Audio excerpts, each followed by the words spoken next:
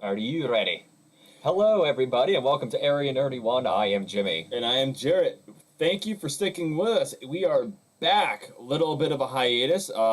We had planned on October being completely open for the show and being able to do stuff, and then all the travel hit. And then, like, a bunch of friends got married. And Bunch of friends yeah, got married. Yeah, that was my excuse. But yeah, it was, now we're back, and we promise we will never, ever leave you again. Until it becomes inconvenient, and then we'll instantly leave. Exactly. Absolutely.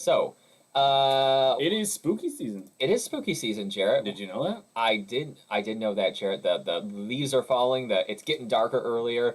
The All the travel. the creeps are coming out for a swinging wake. Do you know how I know it's getting to be spooky season? How do you know, Jarrett?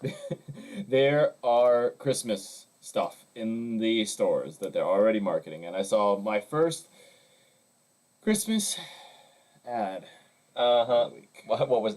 Dare I ask? What was it for? Probably Old Navy. Is that still a thing? I hope not. We're at that time in history where every time I hear about a store chain, I have to be like, "Is that still a thing? Do they still?" I know. I honestly I don't know. But you know what? What? What I love about the spooky season. What do you love about spooky season? It's Jarrett? starting to get cold because I love myself some tea at night. Oh, I love some tea. But You're a man of simple pleasures, are you? yeah, I consider myself a 18th century dandy. I like to learn obscure things that nobody cares about and to drink tea in my foyer. Yeah. Oh, yeah. Drink tea in your phone. Yes. Yes. Mm. All right. What do you want to talk? Well, but to get some good tea, Yeah. I like some fresh tea, like that new herbal tea kind of stuff. Really Yeah. bitter, but really good for you.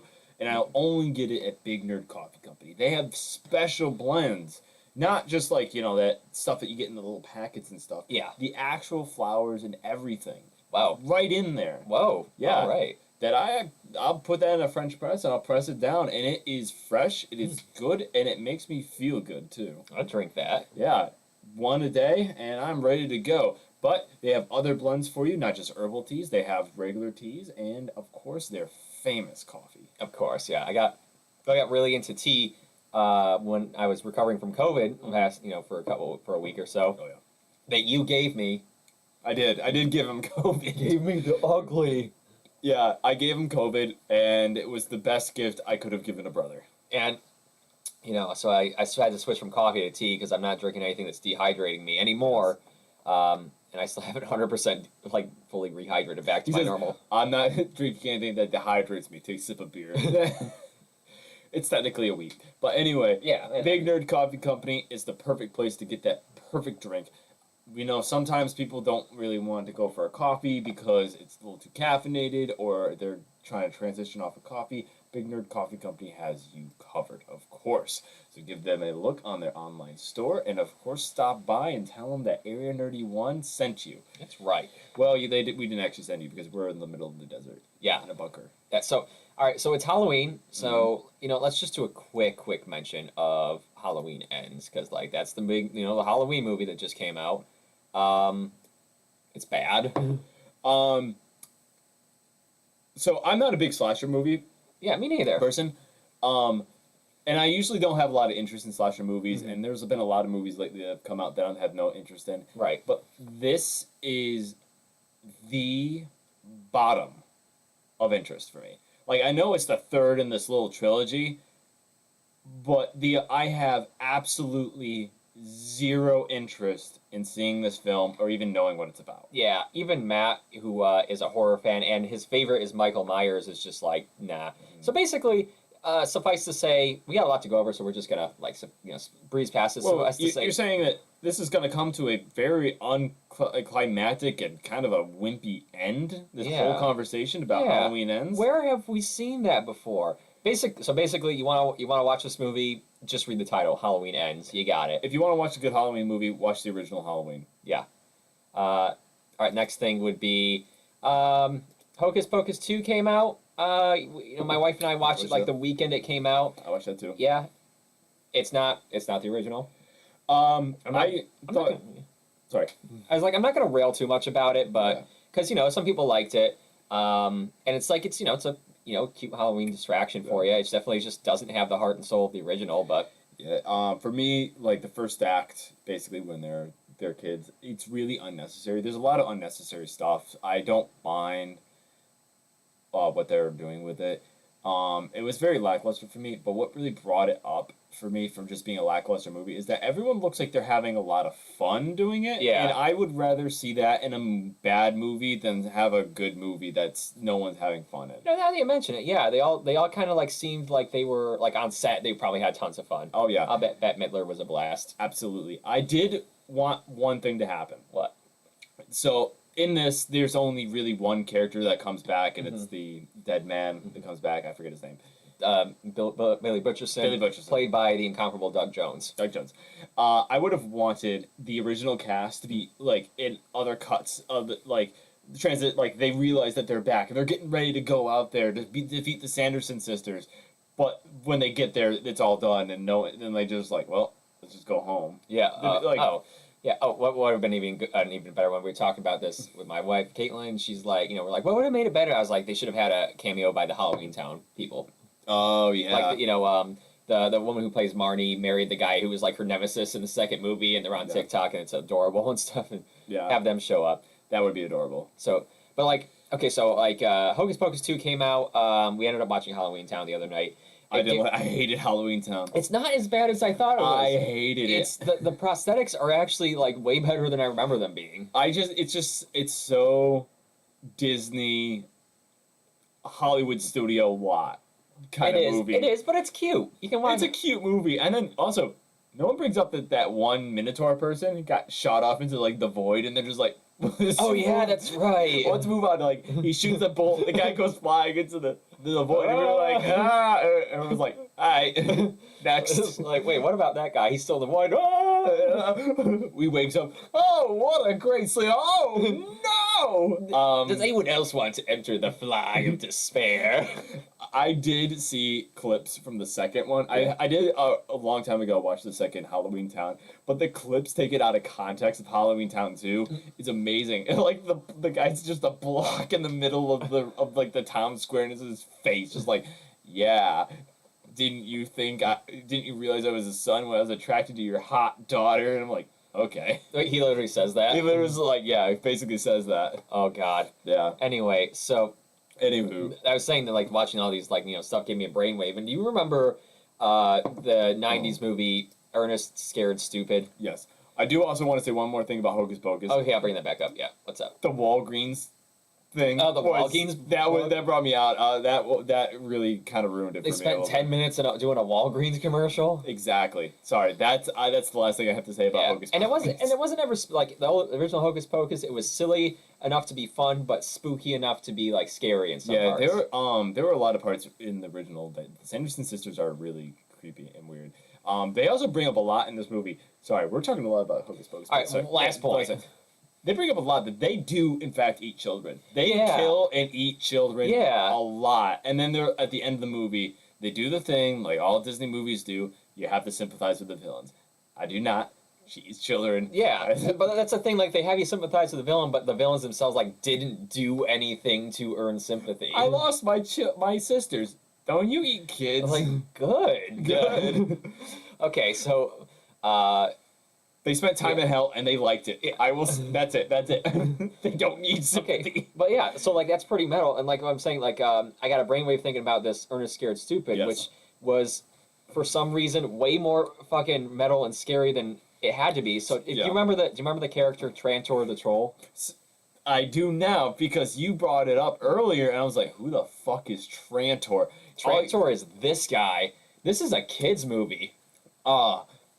So like we watched, I remember watching this as a kid, and it was literal nightmare fuel for years. Why were the prosthetics in early '90s and early 2000s movies just absolute hard? It's haunting, isn't it? And then there's the one part where the girl goes to like bed, and she turns over, and he's just there, and you're like, "What the fuck?" You mean this scene right here? Oh my god! So yeah, so like this this was actually literally like a nightmare construction. So Yeah. this little girl, they're fighting this horrible troll. She, she's in her bedroom alone. She's like, there's nothing under the bed. She looks under the bed. It's like, oh, it's just my doll. She lays on her bed, turns over. The troll is right there.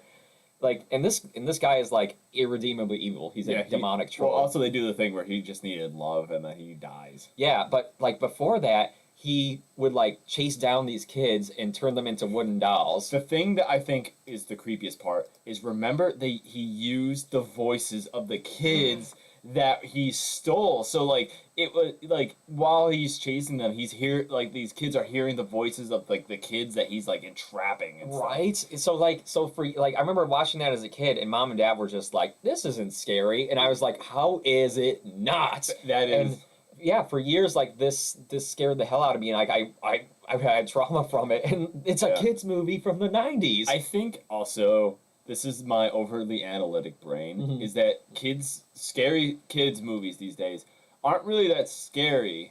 Like they're supposed to be more friendly, but in the scary movies we grew up with, they went hard as fuck. Remember the Black Cauldron? Yeah. Yeah, the Trantor the Troll was only the tip of the very big iceberg that was children's movies. And then, just cherry on top, at the very end, the final battle, he absorbs like the powers of darkness and becomes an even more horrifying creation. Which, So when I watched the movie, I thought the original Trantor was more disturbing because he looked more human than this. Right. Like that, I could see as a monster, but Trantor is like, I think it's more disturbing just simply because of like it's slightly uncanny valley because it's Yeah. a person in the suit. That's right. So like I remember mention it. There are scenes where he's like chasing these kids and like it looks like an actual like person and body like chasing after them, but it's out and he like runs through a fence chasing these kids. Yeah. It was why was this movie so fucking metal? I don't know. Yeah. This is before It. Yeah. Too. Like the newer It. Yeah, But it's insane. So I had come up with a versus battle for this week, which I'm gonna post probably tomorrow. Okay. And it's the Trantor the Troll versus we just talked about them, the Sanderson sisters. Now, what is the stipulations of this battle? Is it a physical battle, or is it a more of a? Let's say okay, what would cause them to have conflict? Okay, Well- they want let's say that Trantor shows up in Salem and they both want to rule Salem. And let's say it's Hocus Pocus rules. They have 24 hours to defeat each. Well- they have 24 hours. They both have to. They know of each other. They're trying to stop each other. Trantor has to get the 5 dolls to 5 children. 5 children, So- and they have to get the children's soul to, to survive. Yeah. So basically, it's a stipulation that it's a race against the clock of the Sanderson sisters getting children and Trantor getting enough children to get his troll family. Is Yeah. his troll family or is his I'm troll gonna like army or?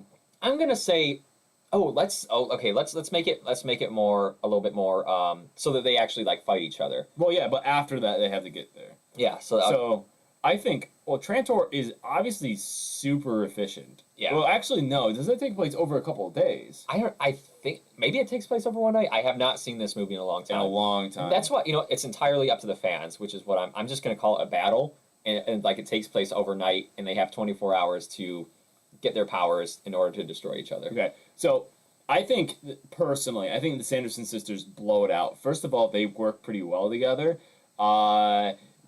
They don't usually die very easily. Yeah. And Trantor's just got to get some milk on that bad boy. But they don't know that. They don't know that, but that book has a lot of knowledge. Yeah. You think Trantor's not in there? But he's indestructible. He's got super strength. He can turn people into dolls, mimic voices. He can mimic child voices. Cannot fly, though. Cannot fly. Cannot fly.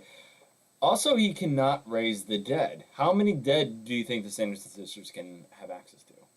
One, because they only did one. Oh yeah, they could have gone a whole haunted mansion on that. Right.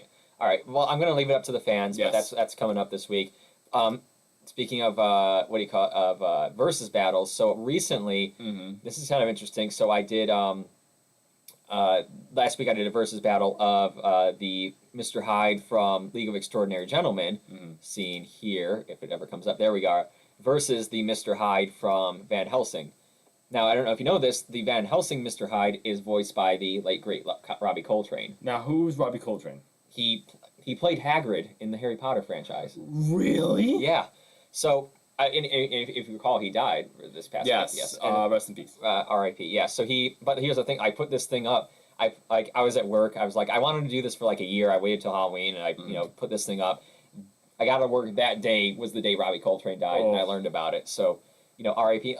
I think that it's not accurate in any sense of the form, but I think the Van Helsing Mr. Hyde is my favorite. I think as far, so my personal opinion is, if we're going, I really like the book version better. That the personalities of Dr. Jekyll and Mr. Hyde are the exact same. The only difference is the appearance. Yeah. My canonness is that this Mr. Hyde is the exact same way. That's Dr. Jekyll in there. Yeah. Just doing his depravity. Right. I like We've that. all got our little problems. Exactly. I think you're right. Yeah. First of all, he doesn't really feel pain in the same way. He's got like some kind of regenerative ability. Yeah.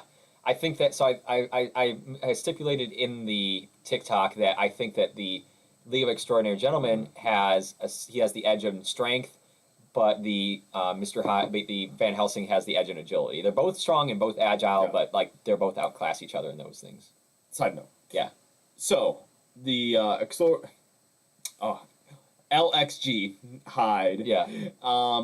He does have intelligence, but he has to work with the personality of Dr. Jekyll. Yeah. Whereas if we're going based on what my assumption is, that the Helsing Hyde is the same as Jekyll, he has the edge of intelligence because he doesn't have to work with anybody. He doesn't have to get do anything. He just has to be him.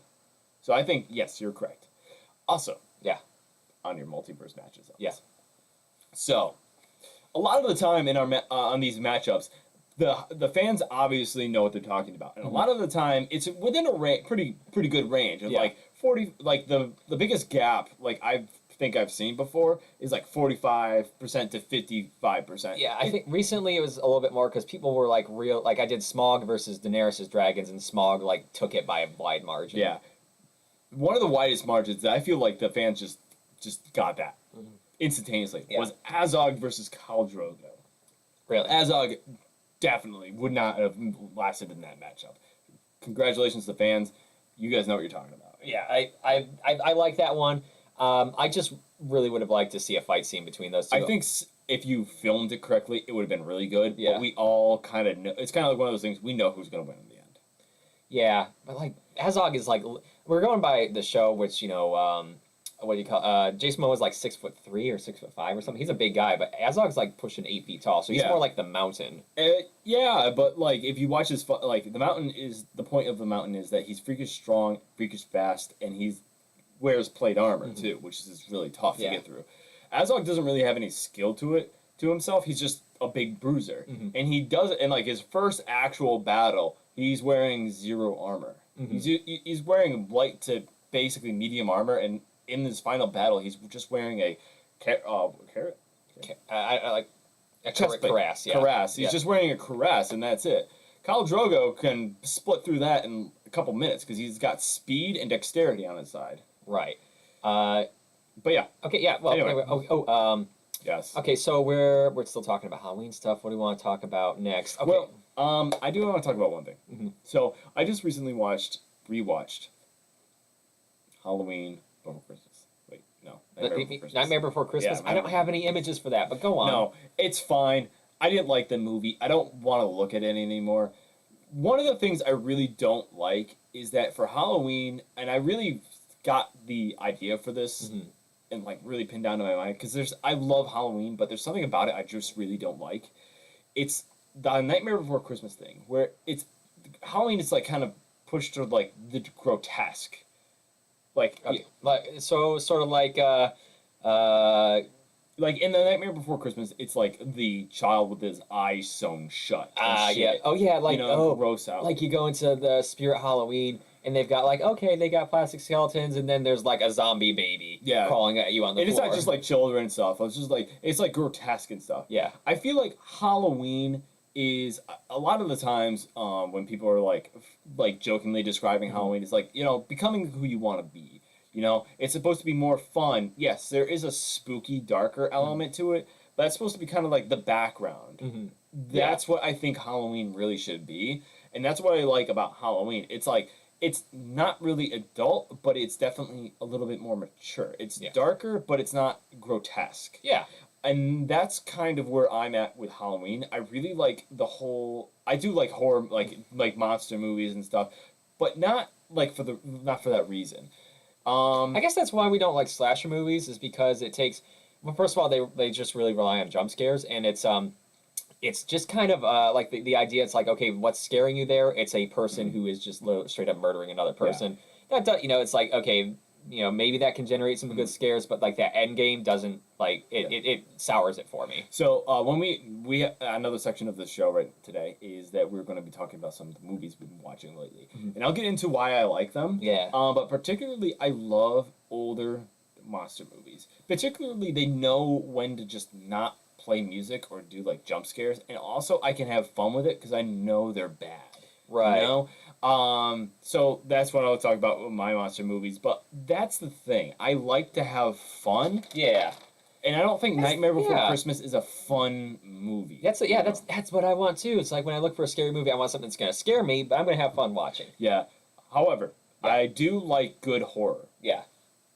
If you haven't seen Midnight Mass on Netflix, do it. Do it. Do it. It is really good.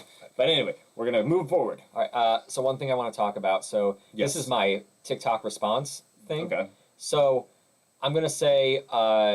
So this is part of the show where I set up a TikTok response basically. So the TikTok comes from Andrew Cutter Inc. And it's been going around. It said, "What's a comic book movie hot take that you have that no one will agree with?" Okay, you ready for this? My comic book movie hot take is League of Extraordinary Gentlemen is not as bad as people make it out to be, and I'm glad it didn't follow the source material. I have two problems with that. Yeah, duh. First of all, if you find a movie, any movie that'd be fun, I think that's good. Yeah. Secondly, is there really that big of a fan base for the source material of League of Extraordinary Gentlemen? Well, that was like one of the big responses to like why this movie was bad. It's like, oh, it veers from the source material. Like the source material it's an Alan Moore book, so it's like pretty dark. Oh, Alan Moore books Yeah. are. What are you gonna do? Yeah, like so basically the moral of the story of the Alan Moore book was that everything sucks, you can't trust anybody, and we suck. Oh, so basically Watchmen. Yeah, it's kind of Watchmen, but with literary characters, Yeah. and there's a significant amount of essay involved in that story. So I don't want. Yeah. I don't really. Yeah. I'm good with the fact that they just went their own direction. That is fair. The one thing that I would say that I wish they kept was Mina Murray, the vampire lady in this movie. She is actually the leader of the team in the comic books, and in this one they kind of put her in a backseat so Sean Connery could be the leader. Well, you put Sean Connery in the film, he's gotta be the lead. Does he though? Because in this He was perfect for that role, though. Yeah. He was perfect for that role. Yeah, and so and honestly, like, okay, let's compare it to other superhero movies recently. Suicide Squad. It's better than Suicide Squad. I'd say it's better than even than the Snyder Justice League in many ways. It's definitely, again, we're gonna bring this up a lot. It's definitely a lot more fun. Yes. It's more fun. You get to know all the characters. They all have like their little time in the spotlight. They interact with each other. I think it would be better as maybe a miniseries. Yeah, I think that they are coming out with a show of this. Yes. Think, like Mina as the leader would be good because she looks really young and like literally have everybody be older than the actress. Still bring back the Tom Sawyer character. Yeah. But like Tom Sawyer's still a little bit older, but she looks like she's like young. Like 19. Like 19, 18, yeah. So when people are like trying to like do their own thing and they're like, well, why are we listening to this like teenage girl? And she's like a couple 100 years old or whatever. Well, at that point she'd probably be like in her 30s maybe. I want to say I don't remember exactly how old she was, but like at the time of Dracula I think she was in her late teens. Okay. Or at least early 20s. Yeah, something like that. She but yeah, so this movie, A, it's fun. B, it's good for a literary, nerd like myself. all the characters are, kind of cool. The designs are kind of cool. And it's It's- kind of interesting too. Yeah. I do like how Sean Connery and Tom Sawyer's characters kind of like match up a little bit. Yeah, there's good interaction, and like Sean Connery hated doing this movie, but he's got like chemistry on screen with people. So Yeah, I would like to. I don't like the Monster of the Week kind of stuff, but I would like to see this kind of thing as a Monster of the Week. or like a literary character of the week. Yeah, I would like to see like a Wendigo go up against Captain Nemo. Like he's like a sea voyager kind of Yeah. person, and he's in the middle of like North of fucking Dakota. Yeah. and he's like, "What is this? What am I doing?" Like the perfect like fish out of water Yeah. sequence. like he fights horrors of the deep all the time, but he Yeah. can't fight horrors of the land. Yeah. and they make him like no one ever mentions this. They make him a martial arts master in this movie, and it's just kind of like put in there. No, yeah, well, in the book, he's just kind of like this dude who's really good at submarines and hates the British Empire. Yeah. And hates everybody, which is still really cool. But he like Captain Nemo as a literary character in the League of Extraordinary Gentlemen, it would be really interesting because he's like this really just like this smart person, like Elon Musk, but he can't get along with people. Yeah, and like so yeah, the other thing about this movie is Trey Parker's writing advice. It's connected by buts and therefores rather than and thens. And then So like okay, Moriarty wants to make an army, but he doesn't have the materials. Therefore, he assembles a team, but he needs them to have an enemy to fight. Therefore, he becomes the fan. So, yeah, it may be goofy, it may be outrageous. There is some clunky dialogue, and the story's kind of contrived, but at least it like and the flows. CG is really It's the early 2000s. What do you want? It's Yeah. the how remember. This was the same year that Return of the King came out, right? Mhm. That CG was top notch back then. and also like that was one of the perfect movies ever. Yeah, but like that's like the highest you could get at that Yeah. time. This was like a lower budget. I would also like to see Dorian Gray a little bit more as a failing character. Like he keeps doing like good stuff and doing good stuff, but the picture just never gets better. Right. It just never gets better. Yeah, that's kind of like what I think he kind of did that when he was in like the actual story, kind of like Mr. Hyde. But anyway, Yeah. but yeah, so like I'd rather watch this than Suicide Squad, than Justice League, than any of these other superhero movies where they're just like, and then this happens, Yeah. and then this happens. Suicide Squad, everyone dunks on that, but it had so much potential and it Yeah. could have been really good, but they just Yeah. a lot of cooks in that kitchen. Exactly. Yeah. All right, so ready to move on? Yes. So we got to go to a little bit of news before we get into the meat and potatoes of this. Okay, what do you got? Well, TwitchCon 2022. So you said that there was some drama. I haven't been keeping up on this. Spill it. So I can't go into a lot of detail because there's a lot of moving parts in this. Obviously, Twitch is a huge platform. Right. They had September, and there were a lot of content was dropped by Twitch. They're cutting a lot of their sponsorship of certain creators by almost half. Wow. It's a lot. So why are they doing that? They're just not making a lot of money, or they're not making enough. Also, TwitchCon was also marred with a couple of other controversies. It's very interesting. Twitch as a platform is not usually our MO. I know we did kind of start. We started on Twitch, We started on Twitch, but people don't like. Yeah, it's not. It people wasn't. don't go there for really podcasts. They go for some other content. Yeah, they go for streaming. They go for stream. Yeah. I did do that one stream on there. Not my favorite. I really don't. I like to be able to talk to people about stuff and rather just talking about one thing. We might try it again. So if you guys want to see more Twitch stuff, let us know. But TwitchCon was very interesting. So it was already September had a lot of issues already.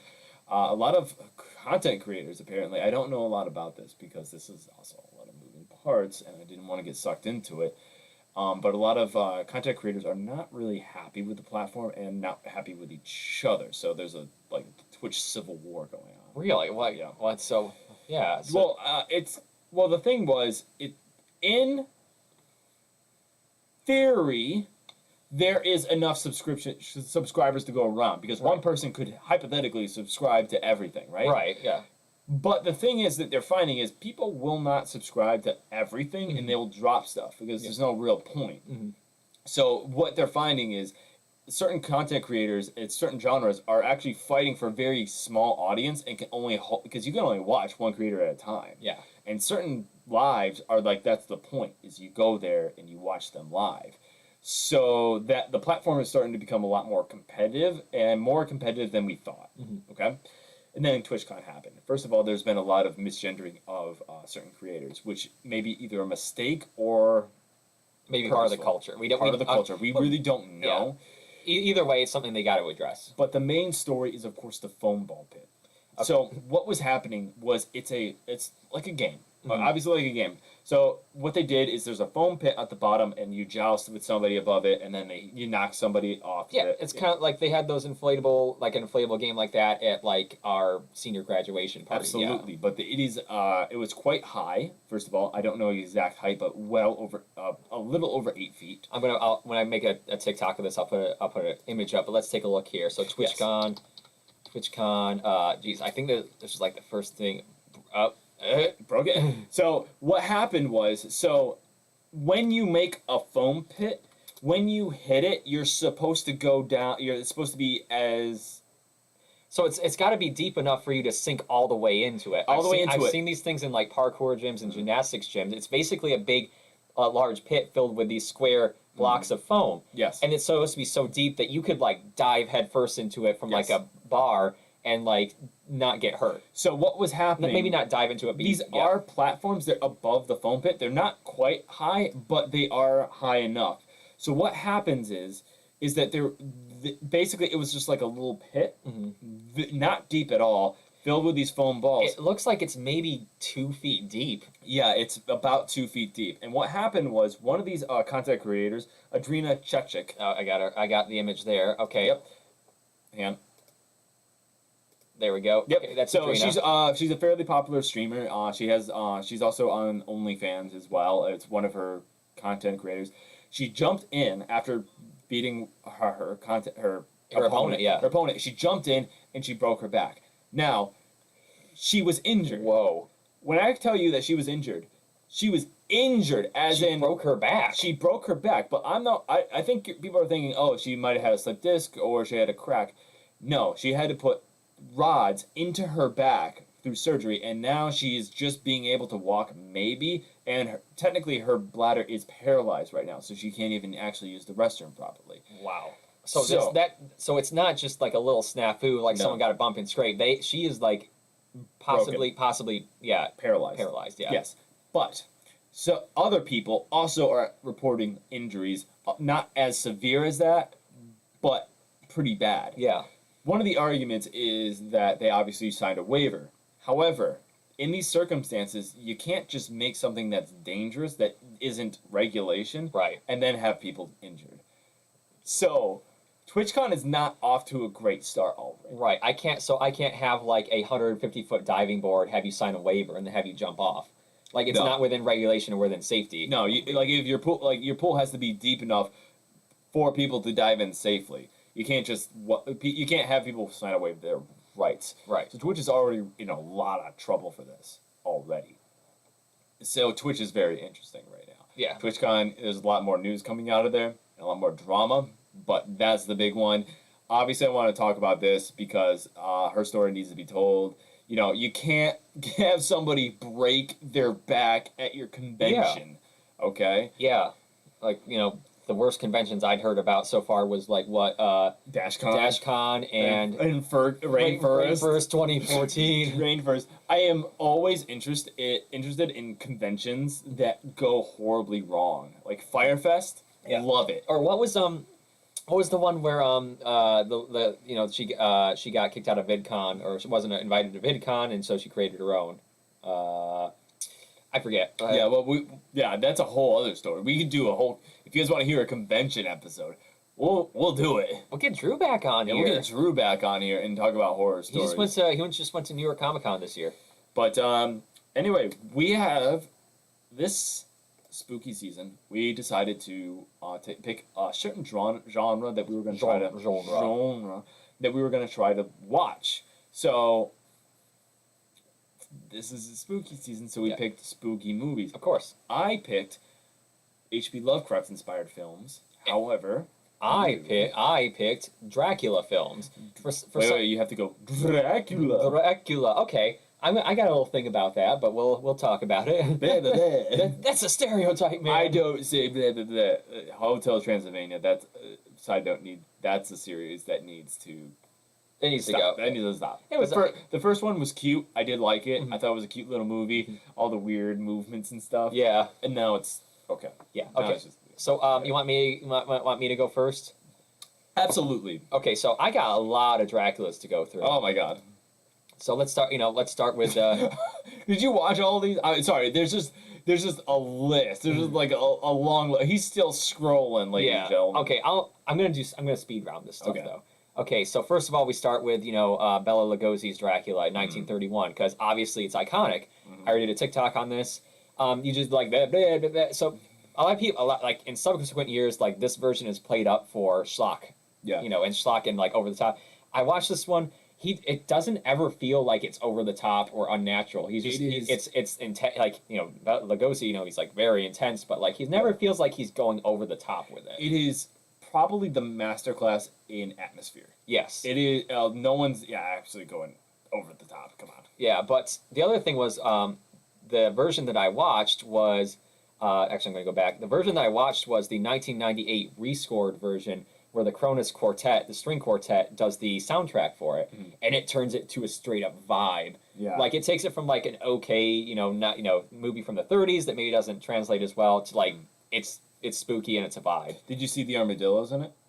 I didn't see that. I didn't. Oh wait, yeah, they're in this dungeon, right? Yeah, and isn't there a scene where a bee comes out of a little mini coffin? I don't think I saw that part, but I think there is. I think I've brought this up before. Do you know why there are armadillos in his No. castle? Why are there armadillos in Dracula's castle? So, armadillos weren't actually well known by anybody at all. So Hollywood really liked them because they were like weird creatures. They looked demonic. Like they look like naked mole rats, but with metal on them.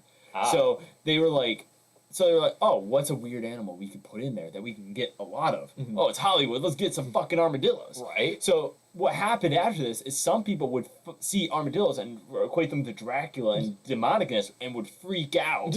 So that's why they have armadillos. So in Dracula. Sorry. that's okay. Well, one thing I did notice while getting into it, watching this movie. So I noticed that Dracula does kind of go through a transformation, like not just turning into a bat. So like when we first see him in his castle, he's like very kind of slow. He's like, I'm Dracula, right? Yeah. And he's almost like he's trying to learn how to be a person again. Like he hasn't had practice, right? Mhm. And then by the time we see him like halfway through the movie, he looks like this. He's like in tailcoats. He's like smooth and debonair. He's like a charming devil. Yeah. And so like he goes through like this transformation. And I was looking into it. Apparently, halfway through the movie, he was supposed to go through an actual transformation. So they were going to give it to this guy. You may have heard of him, Lon Chaney. Now, who's Lon Chaney? I've never heard of this man. Okay, so you've heard of Lon Chaney Jr., the Wolfman. Yes. This is his father. Oh. So he was like the original horror like icon in Hollywood. Well, one of the original horror icons in Hollywood. He was like the man of a million faces. He was like the original Phantom of the Opera, the original like Werewolf of London, etc. So he was the guy. They casted him for Dracula, but then and he was supposed to have a scene where like in the books Dracula starts off old and ugly, and then he becomes youthful after drinking blood. Same thing. He was in like one single shot. He was going to go from like old and ugly and monstrous to young and handsome and debonair. Yeah. Because that was a trick. Sometimes they'd come up with camera tricks or costume tricks to like just go in like one single movement. Right. So he was supposed to have that scene, but Lon Chaney died before the movie was able to film. Eventually, went to Bela Lugosi, and you get kind of the vestige of that, where he's like slow and creaky in the beginning, and then he's smooth and charming. I actually like your version better, where he kind of looks the same, but he doesn't know. But he's been in like this isolation and decrepitness for so long. He doesn't know how to be human, like interact with people. Right. Like he contacted all these people through London, through the means that he was able to. But like when he's got to be face to face, actually talking to somebody, he's no idea how to do it. Right. I like that. And I'll get into that a little bit later. I'm just gonna rapid fire these guys. Yes. Okay, so let's go. Let's start from the bottom. Okay, first of all, we've got next. You know what? Let's go with the next big one. Okay, next one is the 1958 Dracula, the Hammer one. I haven't seen that one yet. So this started off a big old franchise because in the 50s, Hammer Studios from Britain acquired the Universal Monsters. So they Yeah. started cranking out these movies. Cranking them. Dracula was played by Christopher Lee, The Christopher. the incomparable Christopher Lee. But respect on that name. Exactly. So here's the thing. Okay, I watched the Hammer 1958 Dracula. He's in it for 5 minutes, maybe. And he's got Really? like 3 lines. And he spends most of the movie being not very scary or supernatural. Really? Yeah, so Huh. so it's but the thing with the Hammer movies is like they are very lush technicolor and they've got like the backgrounds and stuff. Mhm. And what Christopher Lee in this Hammer movie brought was they made vampires and Dracula sexy. Ooh. Because Christopher Lee's a tall drink of water, and as you see in this scene, there's like a scene where like the girl opens a window and she's like, "Oops, I hope a handsome vampire doesn't come in here," and so yeah, they took him from being like a monster to being like kind of a sex icon almost. It's kind of like the Dean dropping his garlic. Oops. Oops, yeah, Because I gotta take that up. and so Christopher Lee got kind of he eventually grew to resent that Yeah. that role. Behind the scenes on Attack of the Clones, George Lucas, for the stand-in for Yoda during Yeah. the fight scene, he brought in a Yoda doll and put some fangs on it. I watched the behind the scenes. Like at first, I was like, it seemed like Christopher Lee was like upset by it Really? because he says like, "Oh, I really didn't think you'd do that to me, George." But I think like at first I thought it looks like he might be upset about it, but it looks like he may have been like gotten the joke. So I don't know. I think Christopher Lee was like one of those guys who you don't fuck with. Like he's very serious on set. He does his thing. He might be fun, But and he also seemed to have like a great sense of humor. Yeah. And like he was one of us. Like you listen to him talk, he's like, "Oh yes, I've done tons of sword scenes. My hands are still very fast. My legs don't move as fast anymore." He's just like this is how a nerd like me would talk. that's how I would think a scholarly knight would be Christopher Lee. And then like the interview in his house where he's showing off like his rapier sword, and he's like this is it's just as heavy as a regular sword. This is it's not like a light weapon. It's a killing weapon. He's like Yeah. he just knows his shit. Yeah. He was a World War II veteran. He knew. He knew how He knew. the person who gets stabbed sounds. Everyone's having fun on the set, and then they all turn and they're like, Christopher Lee could fucking murk us at any moment if you wanted to. Definitely worth a watch, but Yeah. definitely not what I was expecting. The next ones I watched, I believe it was, oh god, what's it called? Dracula, Prince of Darkness, Mm-hmm. and he only shows up halfway through that. When he gets, when he gets resurrected. Dracula movies, I feel like even has like most Dracula movies have too much Dracula because he's supposed to be the monster. You're not supposed to like see him a lot. Yeah. But anyway. But some of them don't quite strike that balance. Like the Yeah. 1958, he's not in it At all. Yeah. So and then in Prince of Darkness, he doesn't have any lines. Really? He doesn't speak at all. Huh. So let's keep going. Okay. So I found first of all, visual reference. This is what book accurate Dracula looks like. He So- looks pretty. Yeah, he's described as like having a hooked nose and pointed ears and like hairy hands and clawed fingers and stuff. So he's like very beast-like and very kind of unsettling. Yeah.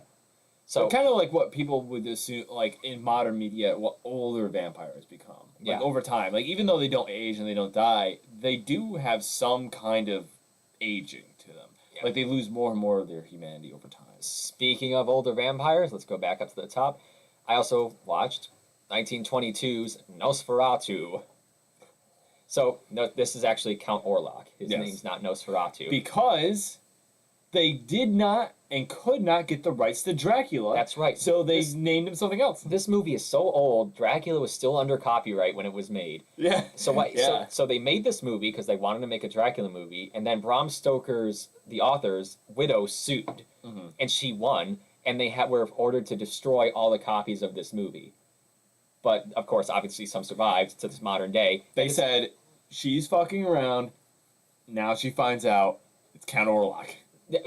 Yeah, well, I mean, like they found out. They fucked around with copyright. They found fair. out, but now it's considered a seminal piece of media and film, and it's considered like one of the best vampire movies ever made. It's I think also because of all the modern interpretations, we have so many different versions of Dracula. Yeah. Dracula could be literally anything and be anyone. Mhm. but Nosferatu has a very particular look. Yeah. He looks and moves in a very particular way. Yeah, he gives out so like He gives off more. He honestly gives off more of a mouse look than a rat look than a bat or any other creature. yes, Count Orlok and the subsequent versions of him are more associated with rats than bats. The bat part was introduced more with Bela Lugosi. Right. I do like this because it really showcases that vampires are less of like a parasite or like or a curse or something. They are a vermin. They're a type of vermin that destroys the life around it. Right. Now, there are maybe some not cool undertones, though, to a film like this. It's the 1920s, man. Yeah.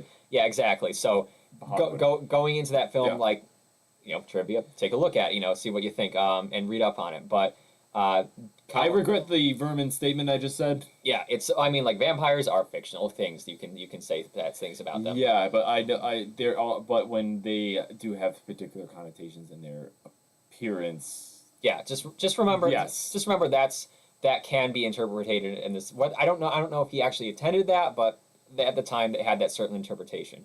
Now Count Orlok. Now Nosferatu turned 100 this year. Really? Yeah, it came out in 1922. Happy birthday. And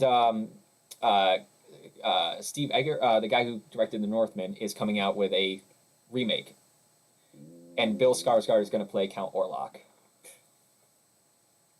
I knew. I didn't know about that, Yeah. but I knew the Skarsgårds were going to be all over that. At some level, a Skarsgård was going to be involved with that film. There's a European movie being played. There's a Skarsgård somewhere on set. Exactly. They got sneaking them in there. There's like 15 of them.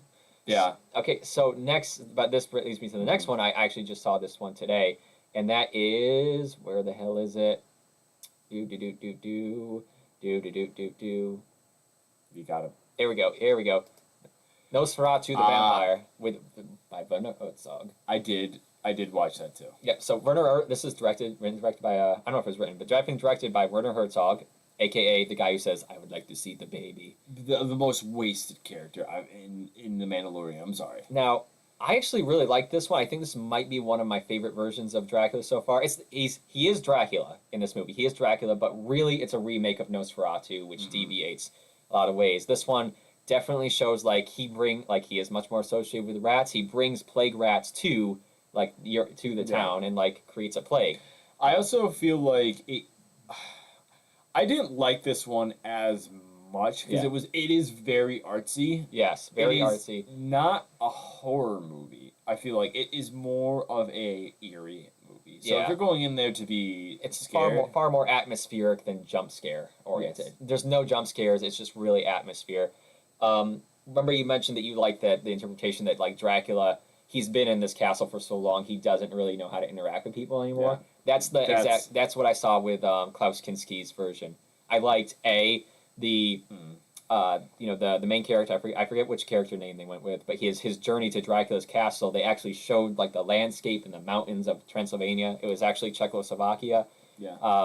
I like that Lucy, who in most Dracula, in both the book and a lot of Dracula films, the women like Lucy and Mina are just damsels in distress. She gets a lot more agency in this movie. She has a lot more agency. She's very philosophical.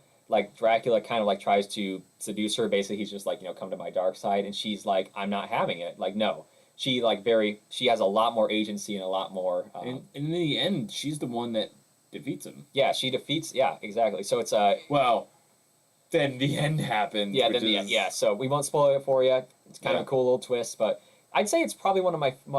I like the Count Orlok design for vampires more, and so this one is basically just a remake of Nosferatu, but I think it's actually quite good. Good. Okay, we're gonna now. I got to really speed round this. 2006 Dracula's with David Suchet as Van Helsing, and Mark Seward as Dracula. What? Really? This guy, yeah. Well, I've never seen this board. David Suchet's in this? Yeah, David Suchet, he plays Hercule Poirot. Mark Seward is he's a British actor. Americans might know him. He was in Band of Brothers. Mm-hmm. But he's got tons of British TV credits to his name. Yes. I think his best work is when he plays villains because he just has like this. That brooding. He's got like this slithery like menacing but slithery voice that he uses. It's great. So this was kind of, again, the women have a little bit more agency in this. They definitely have much more fleshed out characters. Yeah. David Suchet as Van Helsing. They did take this story in a different direction. It sort of showed like, okay, rather than like Dracula is there because of the women, he's like, it's very much the actions and the foibles of the men in these stories that cause him to come to England. Right.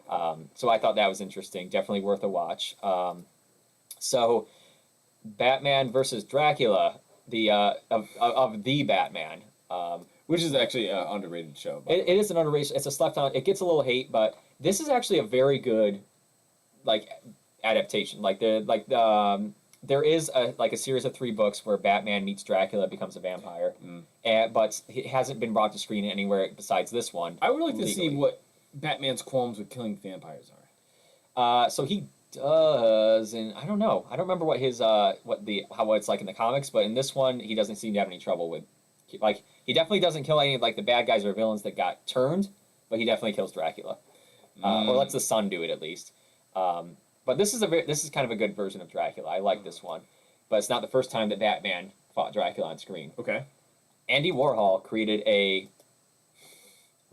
This isn't okay. This isn't it. This. There we go.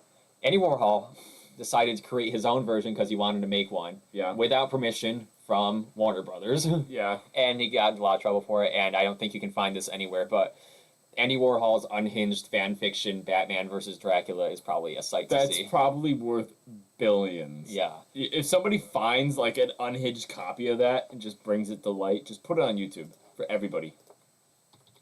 I gotta check this guy's name. Dracula is played by. Jeez. Mark Guinness. No. Mark Gatiss was. He wrote on it. So Mark Gatiss and Steve Moffat came together to create the BBC's 2020 version of Dracula. On Netflix again. On Netflix again. Yeah, Really definitely. I'd have to say this is probably my favorite version of Dracula so far. So this is starring Claes Bang plays Dracula, as you see here. I think he's like the first European to be nominated for a Emmy in a certain category or some award. Like because he's Dutch. Yeah. So, I like this. I like his version of Dracula. I did not like the story that much. They did modernize it. I just it wasn't. Okay, but much like Sherlock and Doctor Who, I feel like with this one it did lean a little bit more towards they're just trying to be a little too clever. But I did like this overall, and this was the first time in a long time that I was actually scared by Dracula, the story. Like, it was very good at being scary, but introducing like wit and humor, and basically creating another atmosphere where he was just like, it really pushed that otherworldliness about him. Exactly. And then Claes Bang, he is both terrifying as Dracula and just completely and utterly charming. I'm a straight arrow. I would be seduced instantaneously by this thing. Right. And it's like, and the other thing is they gave the women complete agency, the women characters complete agency in this one, because Agatha Van Helsing is not only is a hero, and she like their interactions and like her character and her arc in both like through the ages, as you see, is great, and they're played amazingly by Dolly Wells. So I'd have to say that this one it is the penultimate. It took what's good about Dracula, but then also improved on it to make it just a better story. While I was watching this, I was like really impressed by Dolly Wells' performance, but all I could think of like her performances in Spy. Yeah. Great little series from the BBC. Honestly, really good. Yeah. Okay. You get one more. Oh my god, you get one more. Okay. There's a fucking list. Okay. If you see if you guys are not on this side, this list is the longest list I've ever seen in the history of my life. Fine then, but next week I'm finishing. Why don't you just make TikToks of them? Just go over every single one of them. This is part of the TikTok. Okay, so the last one I'm doing is, of course, let's pick a garbage one. Let's go with Dracula Untold. Forgettable. They basically ultra hocus pocus to Dracula, where they're like, okay, they tried to make him likable. But they basically did it by like saying like, okay, you impaled a ton of people on spikes, but you had to because you're not mean. The thing I hate about this movie so much is that they're cast is stacked. It's Bard from Lake Town. First of all, I forget what his Luke name is. Evans. Luke Evans. I like him as an actor. I like him. He's a really good actor. He's a lot of good roles, but they don't use him. And then, of course, they use Tywin fucking Lannister. Charles Dance. Charles Dance. That's we got raw. I mean, like, okay, these movies were terrible. The Dark Universe should never have gotten off the ground. But the fact that we missed out on Charles Dance as the vampire. The thing is, every time Charles Dance is in a new movie, they put him in these really shit little roles. You want Charles Dance, in my mind, is the new Lee. Yeah, In my mind. Christopher Lee. Christopher Lee. I forgot his name. Yeah. Christopher. Yeah, he's the new Christopher Lee. Him as Tywin. Perfect. Yeah, Perfect. that's penultimate. Yeah, and like Penultimate. in this, that character is supposed to be Caligula. Really? Yeah, That which- makes more sense. Which is the Roman emperor who was like, promiscuous and like drunkard and like, the last days of Caligula is like, a phrase. I don't see Charles Dance as that kind of a character. I would have liked it better if they didn't name him. Yeah. He was just he was unnameable, and they keep trying to get to know what his name is, and it's kind of like Rumpelstiltskin. Nobody can know. Exactly. Okay, so I'm done. I'm done Okay. talking about Dracula for this week. Until next time, what did you end up watching? Are you sure you don't want to go over another dozen? I mean, I haven't even gotten to the Bram Stoker's Dracula Oh by my Francis God. Ford Coppola. So first and foremost, again, I really like older movies. Yeah. So first, I like scary older movies because there's a lot to laugh about because the writing just isn't there, and a lot of this other stuff is not there. Yeah. But the first one I watched was actually The Haunted Palace. So this is a kind of an interpretation of the case of Charles Dexter Ward by H.P. Lovecraft. The first act is really good. Mhm. It sets it up. It's God, what's his name? Vincent Price. Vincent Price. Perfect for this role. Yeah. Absolutely great. Yeah, well, so when Vincent Price and his he and his wife arrive in this town, it's a little bit shadow over Innsmouth. It's a little bit shadows over Innsmouth. It remind me more of like Salem's Lot or her Jerusalem's Lot Yeah, kind of area. Also, two different stories. I didn't know that. So Yeah, okay. I didn't know that when I started looking that up. Those are two different stories by Stephen King. I read Jerusalem's Lot, not Salem's Lot. okay. So it's more like that. Yeah, and then Maybe I Charles. should read Salem's Lot instead of watching it. I was gonna watch it, but maybe I should read it. It's a better read. Okay. And the case of Charles Dexter Ward is one of my favorite stories by H.P. Lovecraft. Really good. Give it a read. So it deviates from that towards the second, right through it, and then they get kind of like this really eeriness where they like bring all the main characters down to this pit, and they release like the monster, and it's just like a G.I. Joe action figure that stills. And it's just like, "Rawr," and it's like not moving. They're like, oh, that's funny. But yeah, but like you're right. The first act, they get to this town and it's like mist covered, and they see like people like come out and they've got like skin has grown over their eyes. Yeah, over their mouths and their noses, and like there's even like a even reference to the Unnameable, another story by H.P. Lovecraft, where there's a creature that's one of the a kid of one of the characters locked in the attic. There are some really good scares. They just don't really do anything with it. Yeah. Well, it was the '60s. Like they could H.P. Lovecraft. Everyone can make an H.P. Lovecraft movie now. Back then, you couldn't show most of the shit that he wrote about. Yeah. I thought it was fun. Seeing Vincent Price in anything is amazing. Honestly, Yeah. really give it a watch. Yeah. It's just it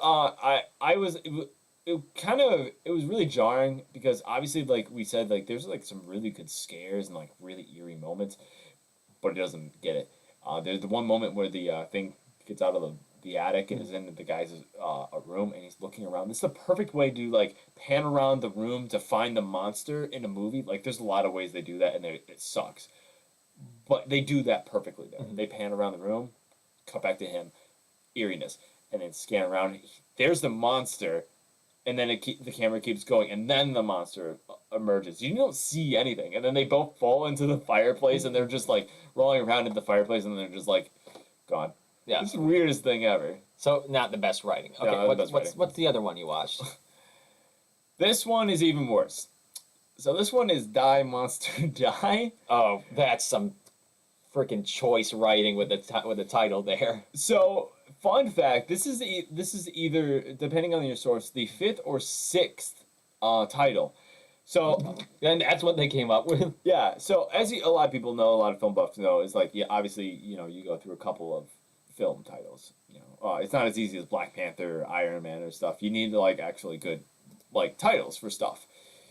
So they picked a couple of actually good titles. I don't have them right in front of me because there's a lot of them. So it was going to be released as one, and then they changed it like 3 times through the marketing. Mm-hmm. So and then they landed on Die Monster Die, and it's obviously got Boris Karloff, aka the Mummy, in it, Yeah, aka Frankenstein. aka a lot of other stuff. Yeah. So it's got big names in it. It's kind of an interpretation of The Color Out of Space, another really great H.P. Lovecraft Yeah. story. You should give it a read. Horrible. Oh, it's so bad. Again, really good scary moments. The part And- where there's like you see the silhouette outside the glass. Great moment. It's about what you don't see, and then they're like, "Oh, we're going to go in the greenhouse," and it's just giant fucking plants. And like the going, like the going to the location. Like you go to the village, and none of the villagers want to like point them to the direction of the castle. I hate that shit. Really? I hate that shit. I hate that shit. Because like every single time, it's just like, if I was in a village Mhm. and I knew there was a cursed place, I would tell everybody. Right. I would tell everybody. Like, if you don't want people to be spreading this curse, Mhm. you just tell them, oh yeah, it's down the road to the left, and when it like goes south 100 miles, when it's actually north, right up the town. That's what I would do. Yeah. It's like, Just come the wrong direction. So this reminds me like, so in like all these horror movies, that with the kids involved, like Monster Squad or something, they'll be like, "Mom, Dad, you gotta help us. There's werewolves and vampires," and the parents are always like, "Are you smoking the marijuana? What's Yeah. with you kids?" Like if even to the modern day. If I was a parent in one of those movies, they'd be like, "Dad, there's werewolves and vampires. You gotta help us." I'd be like, "Say less, man. You need wooden stakes. You want to drive? You want a samurai? Yeah. Like, I got a samurai Yeah. sword. You need that?" it's like, yeah, sure. Yeah, whatever, my dude. Yeah. This movie, if anything, has made me more frustrated because, like, the entire time, all you guys need is a little emotional maturity. Yeah, my wife's face is melting off, and that's why she can't be here. Oh yeah, we got a radioactive rock in the basement. Or hey, maybe not be here. Yeah, like that's like this guy was, I think it was this movie, like 5 times he's like, "Let's leave," and then they Yeah. don't. Yeah, in his fiance with the clingiest sweaters ever. It's just like, I have to stay with my parents. I love my girlfriend and you love your wife, but if your wife was at a house like that and was like, "No, we need to stay," you would say, "No, we're getting Airbnb and we're bouncing. Yeah, like I will carry you out." yeah, like I'm all like I support her entirely, but like I would Brendan Fraser like just carry her like like like Nick Cage in the Wicker Man, and then carry her out. okay, maybe not that. Maybe way. not that, No. but like it clearly shit is going sideways, and this guy knows that this is not right. Yeah. And there's a point where the butler just straight up dies and no one says anything about it. Yeah. So And I don't know, like, in the entire time, you're like, "Can I be in this spot?" No, I would just leave. yeah, exactly. So you mentioned like you hate it when they go to the village and other villagers want to talk to them, Yeah. right? So having both read and watched a lot of Dracula this month, that's a big scene. Like the first quarter of like any movie / Yeah. book with Dracula is John Harker going to the village, they don't want to talk to him, and then going to Dracula's castle. So Yeah. like those scenes can be very well done and very well build up the tension. And the best version I'd found of that so far was in a book called Anno. It's in the Anno Dracula series called The Bloody Red Baron, and it's an alternate history where Dracula is now in control of the central powers, and Edgar Allan Poe is going to write the Red Baron's biography, and so he's Yeah. going to the castle where they are, and the Red Baron and all that squadron are vampires. So they get to the station, and Edgar Allan Poe, who's also a vampire, gets off the station. Like there's He this would be such a miserable person. I know he is. He is a miserable person in this. So he's like, so they get off the station and like this German soldier is there. They're like, "Can you point us to can you point us to the castle?" And he's just like uninterested. He goes, "Don't go to the castle." Mhm. And they're like, "But like, no, soldier, you gotta let us know." He's like, "Don't go to the castle. Dead things live up there." And he just walks away. Jesus. It's like that, and like that's the way to do it. So I do have a thing about Edgar Allan Poe after this. So I think that's the way you should do it. it's like the villagers of Dracula. Like I think when they say like they're not talking to people, I don't think it's like a thing like, oh, if I don't talk about this, it's not happening. It's just like it's a point of life now. Yeah. Like okay, once in a while, one of our kids or one of our people are going to be taken by Dracula. That's the price you have to pay for living here. Kind of like in the Fearless Vampire Killers. Yes, exactly. Just like, yeah, I mean, like in the Fearless Vampire Killers, they take like one a year. Like when you're in the middle of like Siberia, I mean, that's a pretty good deal, especially for what is implied to be a Jewish community in Europe. So that's pretty good. So subtext. Edgar Allan Poe. So at some point they exhumed his body for I think it was either testing or just I think they had to just move it. And one of the guys saw into the coffin and and part of the Edgar Allan Poe's, due to decomposition had broken. And he saw something inside the skull and he thought it was the brain. And like there was this whole thing that he was buried alive or something. Okay. He had a very low tolerance for alcohol and he suffered from a lot of headaches. What happens to tumors is actually they calcify after death.